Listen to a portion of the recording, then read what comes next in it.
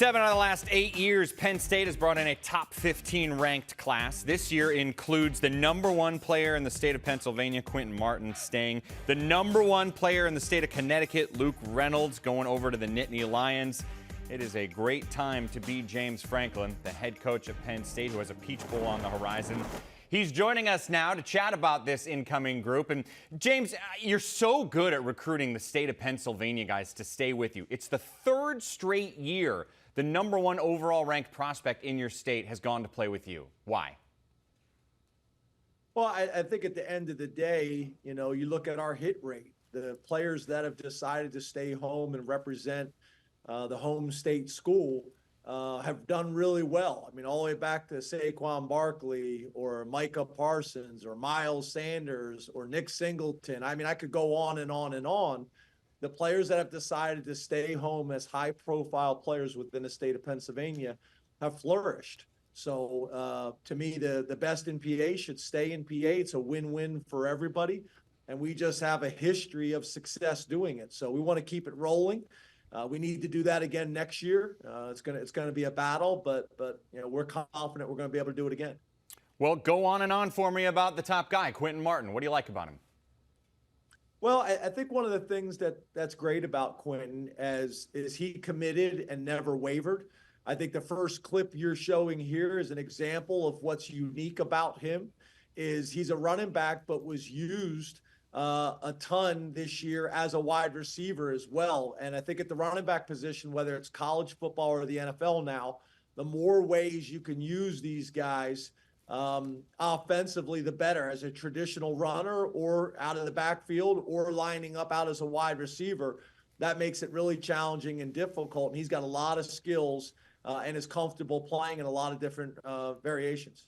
I mentioned how great you are in state. You did something different this year. You went to Wisconsin. 3 of the top 4 ranked players from Wisconsin are coming to you: Smith, Harbor, and Sexton. How come? Yeah, it's unusual. I mean, you look at our history. We had a guy a few years back from Fond du Lac, and Robert Windsor, and then 2 years ago we got a young man out of Milwaukee and Jerry Cross, and I think Jerry's kind of helped with that. But the reality is, I'm not necessarily sure. We got 1, and then we ended up getting 2 from the same high school. And, we were fortunate. We got tremendous respect for that state. But we got 3 guys that we're really excited about. Corey's the other running back that also was used a lot this year as a wide receiver as well. And then 2 offensive linemen that we had in camp that we couldn't be more excited about. So a ton of respect for that state, and fortunate to be able to go in and get some really good players to join our class. What do we need to know about quarterback Ethan Grunkmeyer? Well, he's another guy that over the last year and a half has really just flown up the charts, had a really successful year out of the state of Ohio, put up big numbers, did the same thing in the camp circuit, and his ratings continued to climb, went to the Elite 11, did a great job there. We were able to develop a relationship with him. Him and Drew have a relationship, so I think that was helpful too. And, we were fortunate to get on him early, and then committed, and then just continued to climb. And our evaluation process was right. He's wired the right way. I think he's excited about what he's going to be able to do at Penn State, and we couldn't be more excited about having him. I want to go back to one of the Wisconsin guys we mentioned, because you got a lot of depth in the offensive line, but specifically Garrett Sexton. He's a 270-pound big guy who, until just a little more than a year ago, was a quarterback. Here's my question. What? Yeah, it's it's a weird deal. I think it's really cool that he trusted his high school coaches, and they thought it was a move that was going to be in his best interest.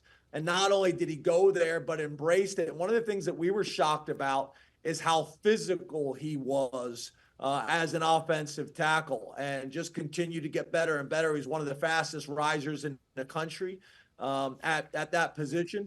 Did get an injury his senior year, which affected his senior year, but we couldn't be more excited about getting him. It's an unusual deal, but I think it also talks about his athleticism, and we couldn't be more excited about having him join our class. You also have something interesting. 3 sets of high school teammates are joining you, and it just makes me think 2 people who get along so well really ought to stick together. And listen, could I draw that line between you and I? Like, sure. Am I going to? Like, no, I'm not going to put you on the spot necessarily and say if you want to hang out more with me or anything, but just, if you have any thoughts.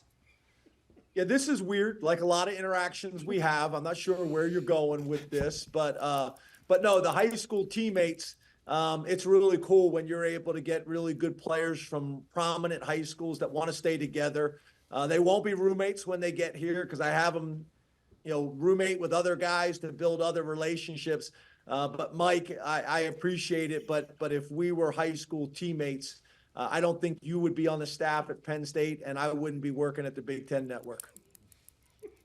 There's that. Yeah, there is that. Thank you, James. But I do respect you and appreciate you. But it just, we're cool, but we're not that cool, Mike. Man, all I heard was we're cool. I'll take it, James. Congratulations on the class, man. We'll talk to you soon. What is wrong with you, man? You're crazy.